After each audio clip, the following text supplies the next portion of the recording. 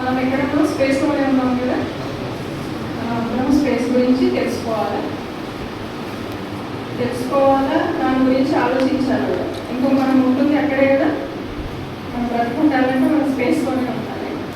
Space గురించి study చేయాలంటే మనకు పెద్ద పెద్ద ఆపరేటర్స్ సైంటిస్ట్ కాకపోయినా నాకు అనిపిస్తుంది ఒకప్పుడు పూర్వకాలంలో ఇలాంటి ఆపరేటర్స్ లేకుండా కూడా మన చుట్టూ మనం ఎక్కడున్నాం, దేని చుట్టూ తిరుగుతున్నాం, మనతో పాటు ఇంకా ఏ గ్రహాలు తిరుగుతున్నాయని ఏమీ లేకుండానే కనిపెట్టారు.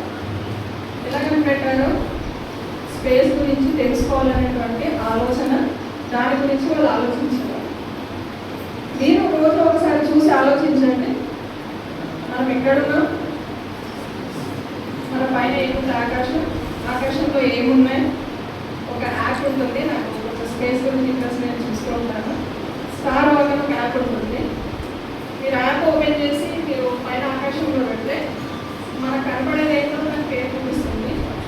అది స్టారా లేకపోతే అది ప్లానెట్ కూడా చూపిస్తుంది.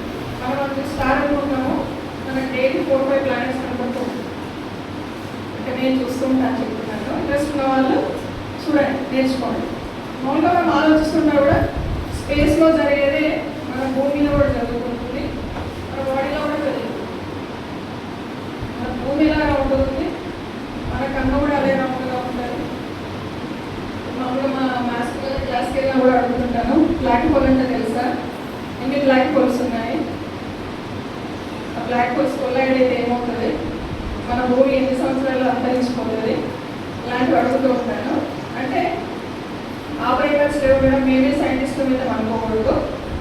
మీరు ఎక్కడ కూర్చున్నా మీకు ఒక సబ్జెక్ట్ మీద కానీ ఇంట్రెస్ట్ ఉంటే ఆలోచించడం ద్వారా మీకు చాలా విషయాలు తెలుసుకోవచ్చు. పూర్వకాలంలో జ్ఞానులు తపస్సు చేసేవాళ్ళు కదా, కళ్ళు మూసుకొని ధ్యానం చేసే వాళ్ళకి అన్ని విషయాలు తెలిసాయి కదా, పుస్తకాలు చదవకుండానే. అంటే యూజింగ్ మీ బ్రెయిన్ వాడితే, మీకు ఒక దాని మీద ఇంట్రెస్ట్ ఉంటే మీరు దానిలో కొత్త విషయాలు కనిపెట్టవచ్చు. ఓకే, ఈ విషయం మీకు చెప్పాలంటే పిల్లలందరూ స్పేస్ గురించి తెలుసుకోవాలా, కొత్త విషయాలు కనిపెట్టడానికి అందరికీ అవకాశం ఉంది. నాట్ ఓన్లీ సైంటిస్టులకే కాదు, ప్రతి స్టూడెంట్, ప్రతి మనిషి ఒక కొత్త విషయాన్ని కనిపెట్టవచ్చు. మన దేశానికి సైంటిస్ట్ అవసరం చాలా ఉంది. ప్రతి ఒక్కరూ కొత్త విషయము కనిపెట్టడానికి ట్రై చేయాలి. Thank you very much.